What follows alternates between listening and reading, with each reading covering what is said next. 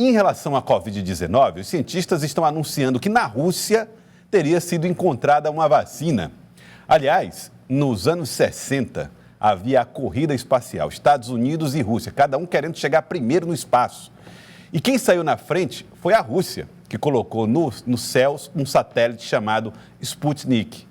Muito bem, nessa corrida por uma vacina, a Rússia sai na frente e já coloca o nome da vacina, Sputnik, lembrando o satélite da corrida passada. Será que, de fato, a Rússia conseguiu chegar a uma vacina que possa resolver o problema da pandemia no mundo? Que etapas é que uma vacina precisa vencer para chegar a um resultado ótimo?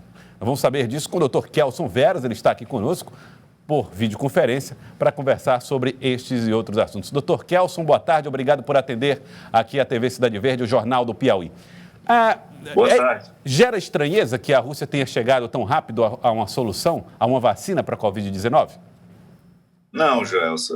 Essa vacina que está sendo testada, na realidade, foi aprovada na Rússia, ela já é pesquisada para várias outras doenças. Deixa eu explicar para o público. Trata-se de um vírus benigno para o ser humano, chamado adenovírus, no qual é incorporado material genético do coronavírus. Então, quando esse vírus benigno é injetado no nosso corpo, ele vai apresentar para o sistema imunológico componentes do coronavírus contra os quais o sistema imunológico preparará uma defesa que poderá nos proteger contra a Covid-19. Portanto, não é uma tecnologia nova, é uma tecnologia que já tem bastante uso, né, em outras doenças. Com a imagem do Dr. Kelson, não perdemos o áudio, mas as imagens aqui desapareceram. Questão de ajuste lá do Dr. Kelson para que a gente possa voltar com a imagem. Em todo caso, aí está ele de volta. Agora sim, Dr. Kelson, pelo que o senhor explicou, então, vou ver se eu entendi aí para ajudar também a população a entender. É como se a Rússia, antes mesmo da pandemia, já viesse testando essa vacina e trabalhando nela. E aí veio a calhar que a pandemia viesse e agora está sendo testada também para a Covid-19. Isso faz com que algumas etapas já tenham sido vencidas, é isso? O mundo inteiro já usa essa tecnologia, Joelson. Inclusive, não é a primeira vacina aprovada para coronavírus. A primeira vacina aprovada para coronavírus com essa tecnologia, ela é chinesa, tá? E desde junho, a China já está vacinando os militares com essa vacina.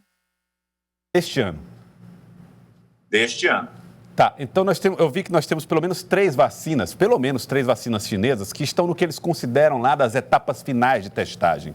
Que etapas são essas? Fase 3. Da fase 3. Que etapas são essas? Bom, primeiro a gente começa a estudar em animais, é a fase pré-clínica, né? Para ver se realmente fabrica anticorpos.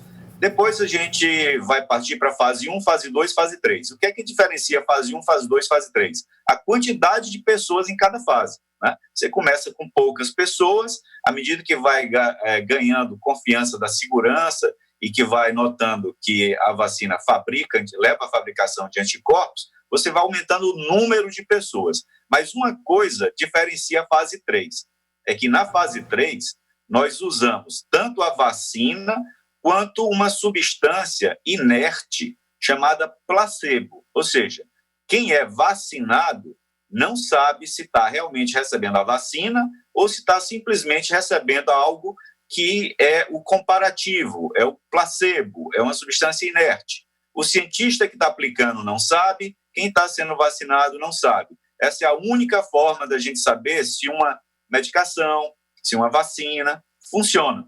É você ver quem foi realmente vacinado e comparar com aqueles que, na realidade, receberam apenas o placebo e ver se houve uma maior proteção no vacinado. Para fazer ali aquele controle e comparação. Agora, doutor Kelson... Isso, controle. É o que chamam de controle. Doutor Kelson, e aí em relação à Rússia, vamos lá. Muita gente está desconfiando. Diz, se for da Rússia, eu não tomo essa vacina. Porque senão na etapa não sei o quê.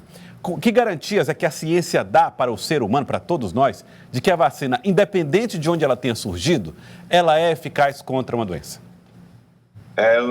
A ciência só dá essa garantia se o caso, seja o remédio, seja a vacina, for testado e for publicado em jornais de confiança que são analisados por peritos, esses estudos, né, antes da sua publicação. E depois, com a publicação, outros peritos vão analisar e verificar se, de fato, aquele tratamento ou aquela vacina é eficaz, é segura.